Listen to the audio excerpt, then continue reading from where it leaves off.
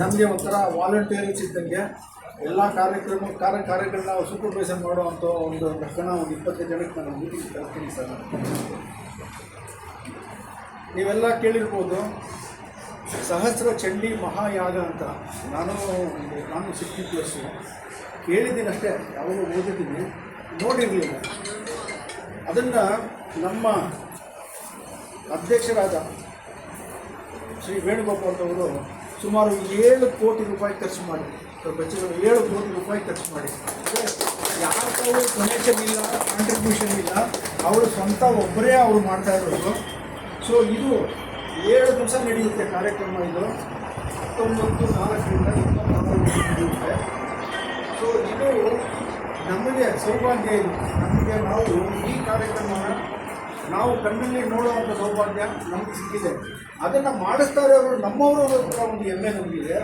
So ಅವರು ಈ ಮಾಡಿಸ್ತಾ ಇರೋ ಕಾರ್ಯಕ್ರಮ ತುಂಬ ಯಶಸ್ವಿ ಆಗಬೇಕು ಅಂದರೆ ಅದನ್ನು ಎಲ್ಲ ಜನಗಳು ಕೂಡ ನಮ್ಮ ರಾಜ್ಯದ ಮೂಲೆಗಿರೋ ಎಲ್ಲ ಜನಗಳಿಗೂ ತಲುಪಬೇಕು. ಸಹಸ್ರ ಚಂಡಿಯಾಗ ನಡೀತಾ ಇದೆ ಆನೇಕಲ್ಲಲ್ಲಿ, ಅದಕ್ಕೆ ಎಲ್ಲರೂ ಬರುವಂಗೆ ಮಾಡಬೇಕು. ಸೊ ಆ ನಿಟ್ಟಿನಲ್ಲಿ ನಾನೇನು ಮಾಡಿದ್ದೆ, ಇವತ್ತು ಸೆಲೆಕ್ಟೆಡ್, ಯಾಕೆಂದರೆ ನಮ್ಮ ಆಫೀಸ್ ಸ್ವಲ್ಪ ಚಿಕ್ಕದಿದ್ದು, ಒಂದು 35ರಿಂದ 40 ಜನ ಇಟ್ಕೊಳ್ಳೋಂಥದ್ದು. ಸೊ ಅಷ್ಟಕ್ಕೆ ಸೆಲೆಕ್ಟ್ ಮಾಡಿ ನಾನು ಜನಗಳು ಕರೆಸಿದ್ದೆ. ಸೊ ಇವತ್ತು ನೀವೆಲ್ಲ ಬಂದಿದ್ದೀರಿ. ನೀವು ಇದ್ರ ಬಗ್ಗೆ, ಈ ಸಹಸ್ರ ಚಂಡಿಯಾಗದ ಬಗ್ಗೆ ಯಾಕೆ ನಡೆಯುತ್ತೆ, ನಾವುಗಳೇನೇನು ಮಾಡಬೇಕಾಗುತ್ತೆ ಅನ್ನೋದ್ರ ಬಗ್ಗೆ ಎಲ್ಲನೂ ನಮ್ಮ ಬ್ಯಾಂಕಿನ ಅಧ್ಯಕ್ಷರು ವೇಣುಗೋಪಾಲ್ ಸರ್ ಅವರು ನಿಮಗೆ ತಿಳಿಸ್ಕೊಡ್ತಾರೆ. ಆಮೇಲೆ ನಮ್ಮಿಂದ ಏನೇನು ನಾವು ಮಾಡಬೇಕು ಅನ್ನೋದು ಕೂಡ ತಿಳಿಸ್ಕೊಡ್ತಾರೆ. ಅದಕ್ಕೆ ಎಲ್ಲರೂ ನೀವೆಲ್ಲ ಕೈ ಜೋಡಿಸ್ತೀರ ಅಂತ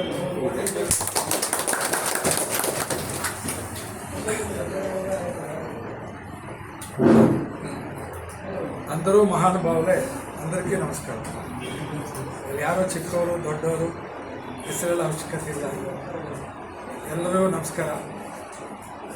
ನಾನು ಯಾರಿಗೂ ಕರೆದಿಲ್ಲ. ರಾಜಶೇಖರ್ ಅವರು ಮೆಸೇಜ್ ಹಾಕಿ ವೇಣುಗೋಪಾಲ್ ಸರ್ ಥರ ಕರೆದಿದ್ದಾರೆ ಅಂದರೆ ನಾವೆಲ್ಲರೂ ದೂರದಿಂದ, ಅಷ್ಟೂರಿಂದ, ಬೇರೆಸಂದ್ರದಿಂದ, ದೊಡ್ಡಬಳ್ಳಾಪುರದಿಂದ, ಎಲ್ಲ ಕಡೆಯಿಂದ ಎಲ್ಲರೂ ಬಂದಿರೋದಕ್ಕೆ ಆಮೇಲೆ ನೀವು ಇಟ್ಟಿರೋ ಪ್ರೀತಿಗೆ ನಾನು ಯಾವಾಗೂ ಚಿರಋಣಿಯಾಗಿರ್ತೀನಿ. ಕರೆದಿರೋದೇನೆಂದರೆ 2012 ಏಪ್ರಿಲ್ 24ರಿಂದ ಏಪ್ರಿಲ್ 30ವರೆಗೂ 7 ಡೇಸ್ ಆವಾಗ ಅತಿರುದ್ರ ಮಹಾಯಾಗ ಅಂತ ಮಾಡಿದ್ವಿ. ತದನಂತರ ಕೋಟ್ಲಿಂಗೇಶ್ವರ ಸ್ವಾಮೀಜಿ ನನಗೆ ಸೋದರ ಮಾವ, ನಮ್ಮ ತಾಯಿ ತಮ್ಮ. సో ಅಲ್ಲಿ ఈశ్వరుడు అది ಮಾಡಿದ್ವಿ. యాళ్ళు చేయాలా ఈ యాగము నన్ను అడుగుతూ ఉండే. నేను చెప్తే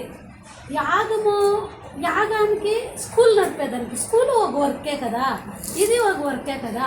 ఈ రెంట్లకి ఏం డిఫరెన్స్ ఉంది అంటే, మనము ఈ ప్రపంచంలో ప్రతి మనిషి పుట్టినప్పుడు ప్రతి మనిషికి ఒక కర్మ మనం అలాట్ చేసుకునే వచ్చిండేది. నువ్వు కాదు, నీకు ఇది అలాట్ అయిపోయింది. నీకు ఈ డ్యూటీ అందరికీ. దాంట్లో కొందరికి సత్కర్మాలు ఉండొచ్చు, కొందరికి దుష్కర్మాలు ఉండొచ్చు. ఈ కర్మ ప్రకారంగా మనిషి ఈ భూమి మీద వచ్చిన తక్షణమే నీకు చెడ్డ పనులు చేయాలన్నా మంచి పనులు చేయాలన్నా అనే మైండ్ వచ్చింటప్పుడను భగవద్గీతలో ఏం చెప్పినారంటే, భగవద్గీతలో మనకి కర్మల్ని డివైడ్ చేసిండాడు పరమాత్ముడు. మన 18 అధ్యాయాలు చెప్పినాడు.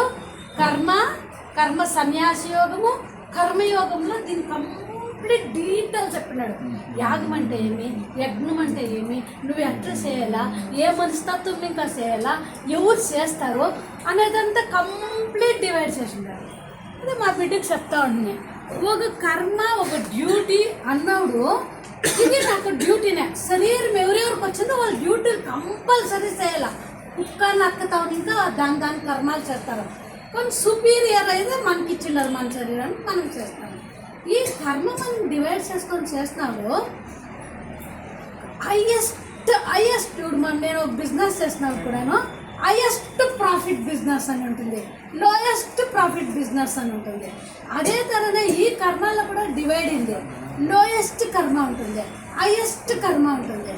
ఈ యాగాలు యజ్ఞాలు ఇవి ఏమంటే ఎవరైతే పుణ్యాత్ములు అవుతారో, ఎవరైతే పుణ్యాలు సంపాదించుంటారో కొన్ని కోట్ల జన్మాలను ఇంకా పుణ్యమెత్తింటే మాత్రమే దీన్ని మీరు అటెండ్ చేసేకయ్యేది దీన్ని చూసేకయ్యేది దీన్ని అనుభవించేకయ్యేది. ఈ కర్మ చేసినప్పుడు ప్రతి ఒక్కరికి నేను కూడా క్వశ్చన్ అడుగుతాను మా యజమానులని. మన ఇంట్లో ఈ కర్మ చేస్తూ ఉన్నాం కదా, ఒక యాగం అనేది చేస్తూ ఉన్నాము. ఈ యాగాలు యజ్ఞాలు ఇప్పుడు స్కూల్ నడుపుతాము, ఇంకా ఏమో బిజినెస్ ఉంటుంది, కన్స్ట్రక్షన్ ఉంటుంది, ఇవంతా సామాన్య మనుషులకు ఉండేది. అది సైడ్ పెట్టు. ఇటువంటి నాకు వేదార్థం నాకు ఎంతో అంత తెలిసిందే దాంట్లో. ఇది ఎవరైనా చేయాలంటే ఒక ఋషులు చేస్తారు, ఒక రాజులు చేస్తారు. రాజులు కాసేసేది రాజర్షులు చేస్తారు. అంటే రాజుల్లో ఋషి అయినోడు రాజర్షి. వాడు రాజులందరూ చేసేకేయాలి. రాజులు వేరే, రాజర్షులు వేరే. రాజర్షి అంటే వాడు రాజుతనం చేసుకొని ఋషిగా ఉంటాడు. ఫర్ ఎగ్జాంపుల్ దశరథ్ మహారాజు, జనక మహారాజు, నలు మహారాజు, ఇట్లా మహారాజులంతా ఋషులు. వాళ్ళు ఋషులుగా ఉంటే రాజ్యం వెళ్ళేవాళ్ళు. అట్లా రాజులు చేయాలా, అట్లా ఋషులు చేయాలా. మన ఇంట్లో వాళ్ళు నడుస్తూ ఉంటుంది. అతిరిద్ర యాగం చేస్తూ ఉంటుంది. అంటే నేను 28 years ఇంకా మా ఇంట్లో చండికా యాగం చేస్తూనే ఉన్నాను. ఏడాది నేను 7 days పెడతా ఉంటుంది, 9 దినాలు పూజలు. ఇది ఏమేమి చండికా యాగం ఉందో మహామేరు చక్రంతో ఇంకా అన్ని పూజలు చేస్తూ ఉంది. నాకేమన్నా ఆ 28 ఏళ్ళు ఇంకా చేసి అమ్మ నాకు అర్హత ఇచ్చినా, నాకు ఆ సర్టిఫికెట్ ఇచ్చినా, నువ్వు ఇది చేయి, నేను సర్టిఫికెట్ సంపాదించుకోండానా? డెఫినెట్గా ఉంటుంది ఈ జన్మంలో. దీనికి ముందర జన్మమేమో నాకు తెలీదు. ఆ జన్మంలో కూడా నేను చెప్పేసేటప్పుడు ఇది ఋషుల మూలకము, రాజుల మూలకము, రాజర్షుల మూలకము, లేకుంటే ఇది నడిసే సాధ్యమే లేదు అన్నాడు. నాకేమనిసారు వచ్చింటే నిజంగానే మా యజమానులు ఒక రాజు అనిపించాను నాకు. మాయప్పళ్ళు మా తాతోళ్ళ కాలం ఇంకా వాళ్ళు ఋషులు బతికినట్లే బతికిరే. ఈ కార్యక్రమం నడిచేదే లేదు, అది నడిచింది అని. సరే, ఇది చేసేదాన్ని ఇంకా నీకు ఏమనిపిస్తుంది? నా కూతురు అడుగుతూ ఉండేది. నేను చెప్తా ఉంది, ఈ కార్యక్రమాలు కొన్ని కోట్ల జన్మల్లో మనం వస్తూ ఉంటాము. మనుషులై పుట్టింటాము, ఎన్నో జన్మల్లో కుక్కలో నొక్కలో ఏమో పుట్టింటాము. ప్రతి కర్మకు నీకు యాక్షన్ రియాక్షన్ ఉంది. నువ్వు ఎంత బాగా నా దగ్గర పనిచేస్తా ఉంటే 30 దినాలు నీకు ఒక దినానికి ఇంత శాలరీ, 30 దినాలకి ఇంత శాలరీ అని నీవే ఒక సంస్థలో పెట్టుకున్నాడు. ఈ సృష్టినంతా సృష్టించే పరమాత్ముడు కూడా నీ కర్మానికి ఇది. నువ్వు ఏ కర్మ చేస్తే ఆ కర్మానికి కలుగుతుంది. నువ్వు ఈ డ్యూటీకి ఈ కర్మ అంటే ప్రతి కర్మకు యాక్షన్ రియాక్షన్ ఉంది. దాని మన సైంటిస్టులు ఏం చెప్తారంటే ఈ న్యూటన్ లా కానీ నువ్వు ఎంత పోర్షన్ ఇంకా బాలేస్తే నీకు అంత పోర్షన్ ఇంకా వాపస్ వస్తుంది. అదే లాలనే మనం పనిచేస్తాం. మనం ఏం కర్మ డ్యూటీ చేస్తామో ఆ డ్యూటీ. కానీ ఈ డ్యూటీలా సరే యాగానికి నువ్వు స్కూల్ నడిపే డిఫరెన్స్ ఏమి? యాగము అంటేనే దీనికి డిఫరెన్స్ ఏమంటే స్కూల్ నా స్వార్థానికి నడపచ్చు. నేను నా మనసులో నా స్వార్థంతో నా బిడ్డలు నా పాపలు నా ఇది అనేది. ఇది లోక కళ్యాణం చేసేది. ఇది ఎవరు చేసినా నా సొంతానికి కానే ఖర్చు చేసేది. ఈ కార్యక్రమాన్ని 2గా డివైడ్ చేసినాడు శ్రీకృష్ణ పరమాత్ముడు. డివైడ్ చేసి చెప్తా ఉన్నాడు, యజ్ఞం చేసినాడు ఇది మనస్తత్వం, నీ సంకల్పము 2 తరాలు ఉంటుంది. సత్కర్మలో కూడా 2 తరాలు ఉంటుంది. అంటే యాగంలో కూడా 2 తరాలు ఉంటుంది. ఈ సత్కర్మ దీన్ని చేసినాడు. దీని రకంగా నీకు ఏమేం ఫలితం వస్తుంది అంటే ఇప్పుడు ఆయన చెప్పా కదా, ఇట్లా అశోక్ వచ్చిండే ఆయన నాకు డిప్యూటీ సీఎం. డెఫినెట్గా నువ్వు సంకల్పిస్తే అది నడుస్తుంది. కానీ ఈత వచ్చి నేను చెప్తా ఉండేది మా యజమానులకి ఏం సంకల్పం ఉందో నాకు తెలియదు, నాకేం సంకల్పం ఉందో వాళ్ళకి తెలియదు. కానీ మీకు చెప్తాను, నాకంతూ ఏమీ సంకల్పం లేదు. నేను ఎప్పుడూ పరమాత్మని అడిగేది, నేను ఎప్పుడు దేవుణ్ణి అడుగుతాను. ఇంట్లో యజ్ఞాన్ని నువ్వు చేస్తూ ఉండవు, నాకేమో నేను ఇంకా పొందాలా అని లేదు. బట్ ఒకటి ఉంది, నేను పరమాత్మని చేరాలని. అదే నా సంకల్పం. కానీ అట్లా నేను స్వామిని అడుక్కొని ఆవిడ చెప్తాను, మీరు నమ్ముతారా లేదో నా కూతురులకి చెప్తా ఉంటాను, మీ అప్ప మీ అమ్మకు దుడ్డు ఉంది ఏమో మదమెక్కి ఆ కార్యక్రమం చేస్తారనుకోవద్దండ. దుడ్డుని ఇంకా ఈ కార్యక్రమం అయ్యలేదు. దుడ్డు కానే కాదు దీనికి. పరమాత్మ దుడ్డుకి నేను మర్యాద ఇస్తాను.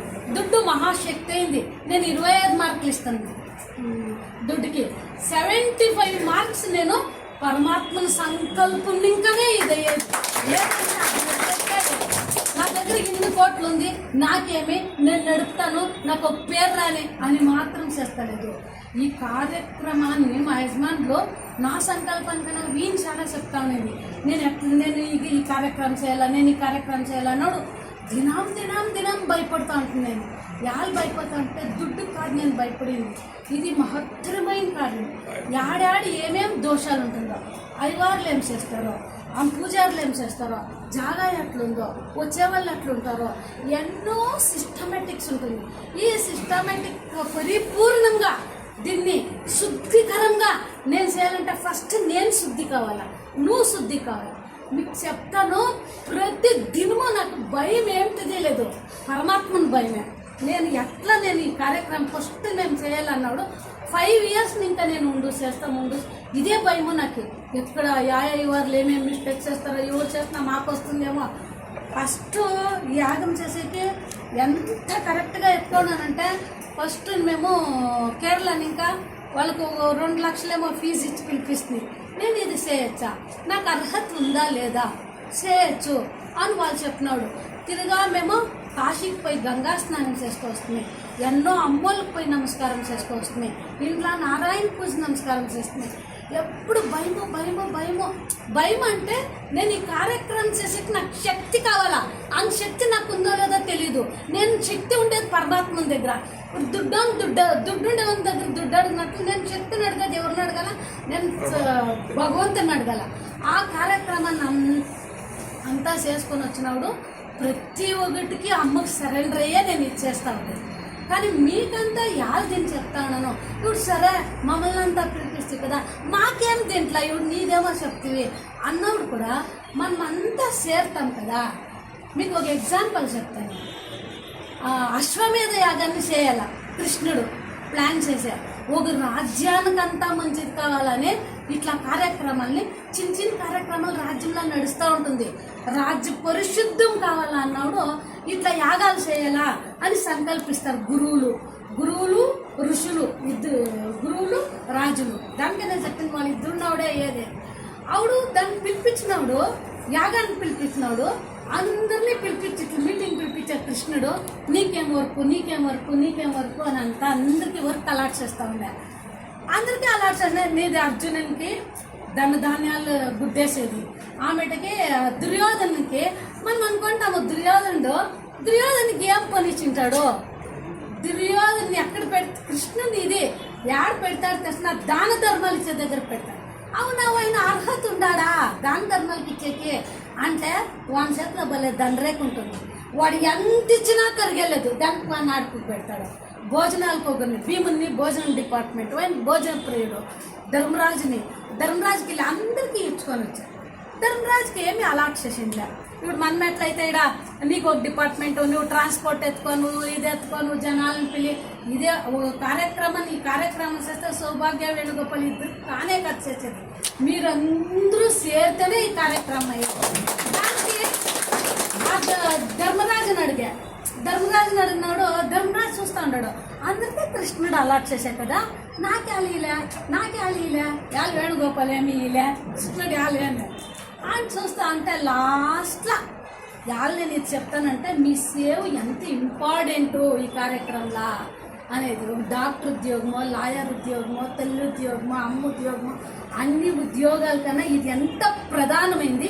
ఒక క్షణం కూడా మనసు పెట్టి మనం ఆ సేవ చేస్తే ఏం మనం పొందుతాము అనేదానికి చెప్తా ఉండేది.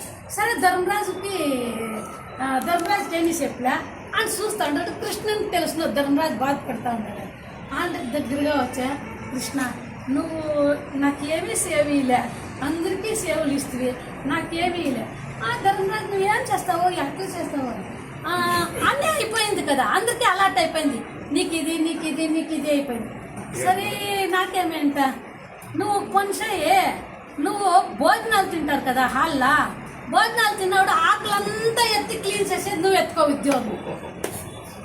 మనము ఎంత ఆనందంగా ఎత్తుకునే ధర్మరాజు అంటే ఎలా అంటే దాన్ని నేను ఒక రాజు, ఇంత పెద్ద రాజు అయినా సార్వభౌముడైనా ఆకలెత్తేదేనంటే అన్ని పుణ్యము దాంట్లో ఉంటుంది, ఆ పుణ్యాన్ని నువ్వు విడుచుకో అని. దాంట్లో మీరు ఏమేం సేవ్ కావాలా, సేవ్ చేసేకి వచ్చినప్పుడు మనం సేవ్ చేసేకి వచ్చేది నేను ఎంతటి వాడు, నేను ఏమీ అనేది కాదు, నాకు భగవంతా నువ్వు సేవిస్తావు నేను తరించిపోయేదానికి. ఇదే యాగాన్నే ఎట్లా ధర్మరాజుకి ఇచ్చిండేది ఇదైనా మనము రామాయణంలో కనుక చూస్తే విశ్వామిత్రుడు యాగం చేయాల అన్నప్పుడు అన్ని ఆయన ఋషి, రాజు కాదు, కానీ రాజు సహాయం కానే కావాలి. ఈ యాగం చేయాలంటే మాత్రము ఋషి సహాయము రాజు సహాయము లేకుండా ఈ యాగం నడిచేదే లేదు ఎవరైనా కానీ. దానికి ఆయనకి రాజు సహాయం కావాలా. దశరథ్ మహారాజు దగ్గరికి పోయా, దశరథ్ మహారాజుకి పోయి నువ్వు రాముని పంపి నా యాగ రక్షణ చేయి. రాముడు లక్ష్మణుడు చేసింది ఏం ఆ యాగంలా సెక్యూరిటీ పని, సెక్యూరిటీ తానే వాళ్ళు ఈ యాగం రక్షణ చేసుకొని రాక్షసులు రాకుండా దీన్ని అంతా కాపాడు అని సెక్యూరిటీ పని చేసింది మన రాముడు లక్ష్మణుడు. ఆవిడు మనకి ఏ పని ఇచ్చినా పెద్ద పనిగానే మీరు చేయాలి. అందరూ